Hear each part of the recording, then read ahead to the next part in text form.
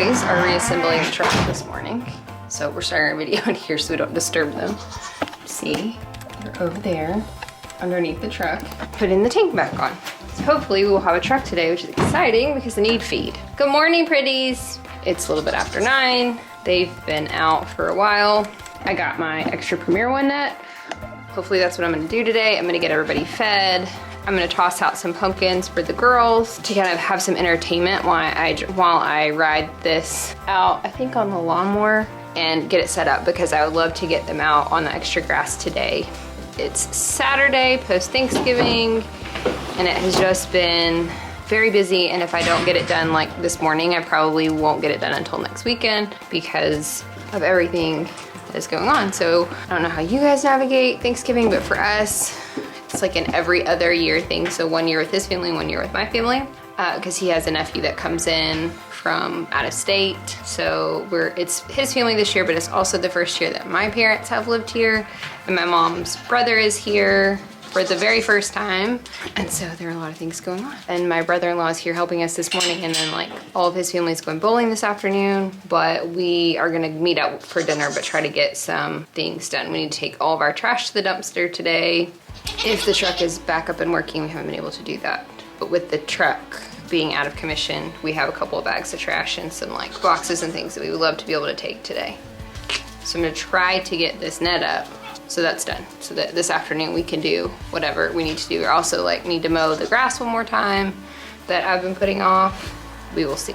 But we are basically scraping the bottom of the barrel for wheat feed this morning. So let's get these guys fed.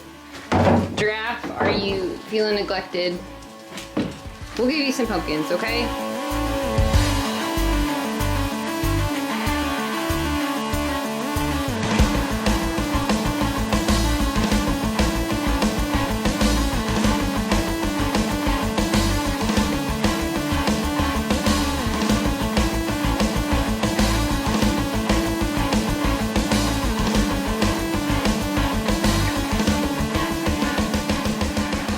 Well, I have this bag of range cubes left from Wilbur that I was hoping to feed the boys this morning because we were totally out of sweet. That was the last of the sweet pea. It's covered in mold. So it molded probably before we brought it here because it was outside. Oh well, we'll just give them pig food. Be okay for one day. Duke, are you still eating your ham bone, buddy? See, Grandma brought me my ham bone yesterday. You just down to a little piece? Yeah, it does really well with those ham bones. I always have to be careful with cooked bones with dogs because they can choke on them. They can like break apart and splinter. But the big ham hock bones seem to do pretty well for him. And I will say he's a strong chewer. Like obviously he's a very big dog, but peers are very calculated. I don't know how else to explain it. They're not like a lab who's just gonna tear into something and eat it. They're just very slow and methodical about everything. So I never have really worried about it with him. They got some leftover Thanksgiving food last night instead of dinner. They probably think that they're mistreated.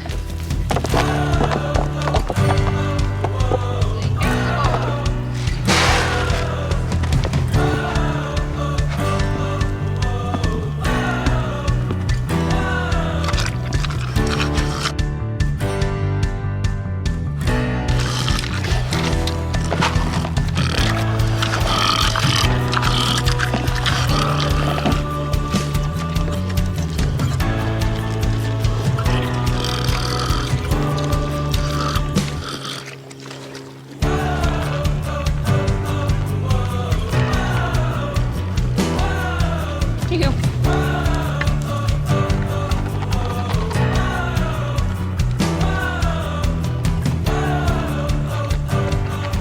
So you can really tell the girls haven't been in heat.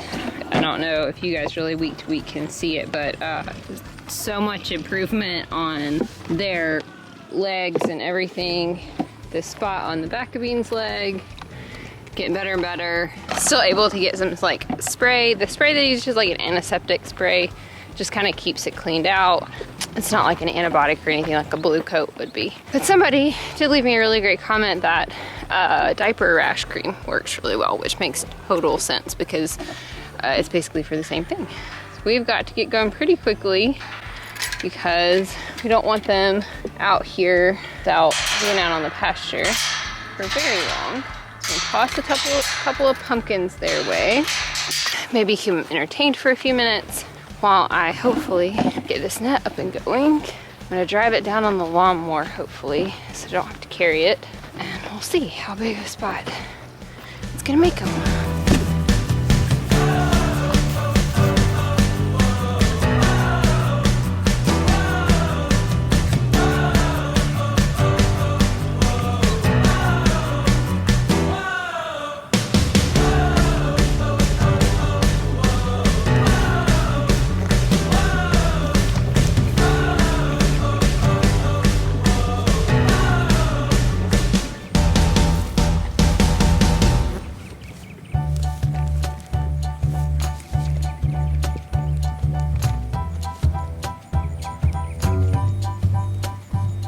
Okay, so my hope is we're gonna undo the center section, pull these as far out as they'll go, and run this between them.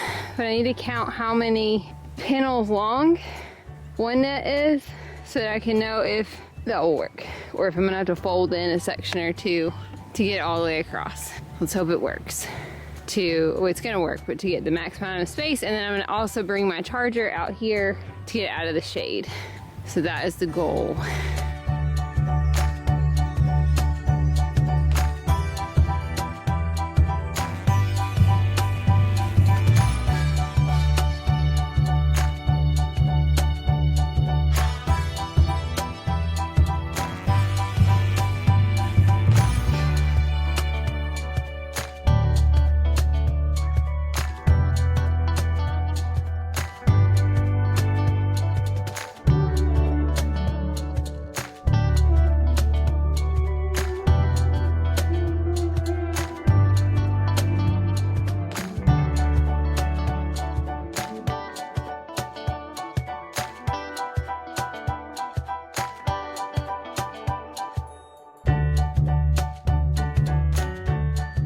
Okay, so because I'm not entirely sure how big my space is, and because my space is uneven, it's kind of hard to tell, but the creek paint kind of juts out.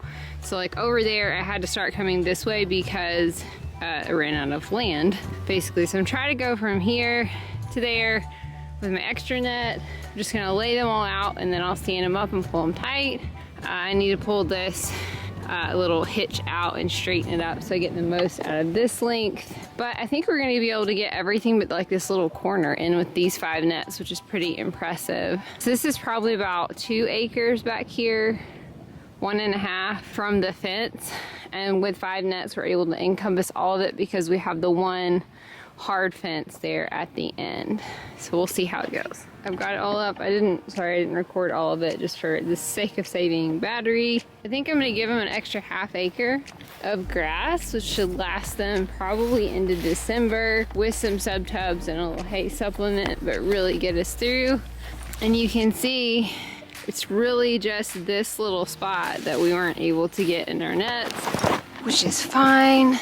It gives us some room to drive a vehicle out here still, walk out, and not be in the net. So my last thing is to move my charger to the connection point between nets to get it out of the shade. This summer it was in a great spot, and the hope was to have it in like a super convenient spot for me to turn on and off every day, but this winter it's definitely gonna have to move out here. So in the mornings I'll have to walk a little bit further to get the net turned on. That's okay. Let's go ahead and let the girls out while I do this. I don't really test the fence, so I don't think it will be a problem for the 10 minutes it'll take me to get the charger hooked back up. So I'm gonna put it at this connection. So this is 5 Premier 1 nets, which is the max that I can run on my charger.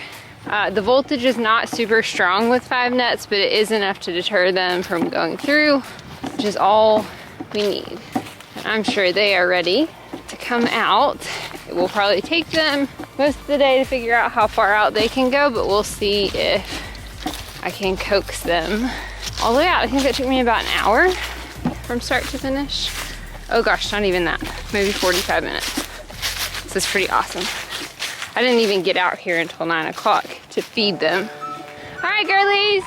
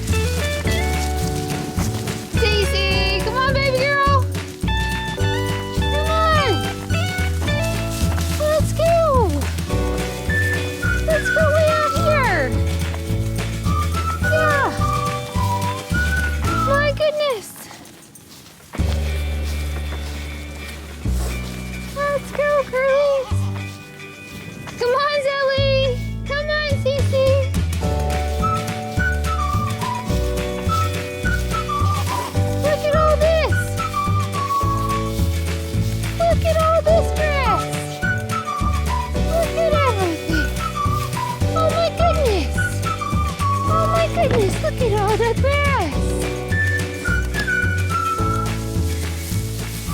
It is pretty long out here. This is like a little ditch that water runs through. If the creek comes up, we'll lose this net, there's no doubt. We'll have to be careful this winter. It's usually when we get most of the flooding. My guess is that once this becomes completely overrun in the next month or two, I will pull the nets down. We'll set up our big round bales that I've yet to get under the trees, and I'll shorten up just a really small netted area for them to have the hay. And we'll pick all the nets up until they're ready to go out on the grass. They'll also keep them from eating down in the spring, the new growth. Grass is about taller than Tinkerbell. Look at her. This should last them for a while. It's been so amazing. I know I talk about grass a lot, but when you own goats and feed cost, to own 12 of them, one of you guys asked me the other day, did I feel like I had too many goats? Yes, probably. But I don't know who I would get rid of. I could get rid of, you know, the goats that don't have babies. So that would be Daisy, Pepper, Link, and Tinkerbell. And then I would only have 8 of my breeding does.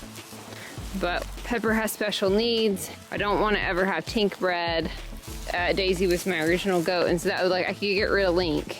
But we've just made friends. So it's been amazing for it to be November 27th, and I'm just putting them on new grass. That will last at least a month, if not longer. We will have to have a sub-tub for them, no doubt. I actually went to pick one up this week and they were out. So what we will do is put a big sub-tub out here for them that will just have some extra protein and minerals that the grass won't have this time of year. But this is full bellies, guys. Absolutely full bellies, which is amazing. So I'm gonna leave you out here.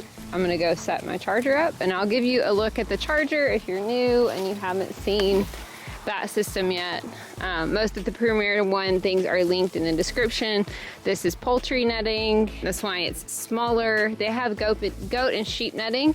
Works just as well. We actually, if you go back last summer, 2 summers ago, summer of 2020, there were 2 of these nets buried at our property that the pigs dug up at our other property, and that's why we have poultry, just because I want to run all the same type of net. You can mix and match. The nets have been on back order. If you're looking for nets, you can order these right now without the support post. I had enough support posts, so I didn't really worry about it, but a lot of them are back in stock. There are several that are still back ordered, but they are happy. That's what matters.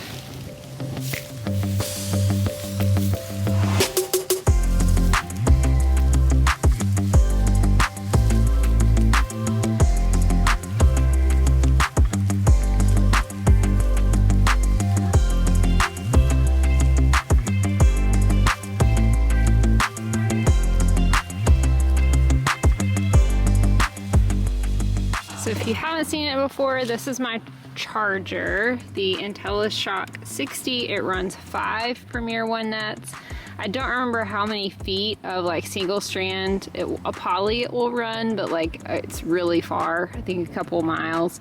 It has a short ground fork that you stick in the ground, and that just clips into the fence, and you clip the ground to the ground rod.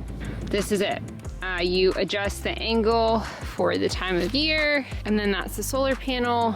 I mean, it runs 5 nets of any of the Premier One fencing, and it works really well. They have never escaped the net. They don't even mess with it.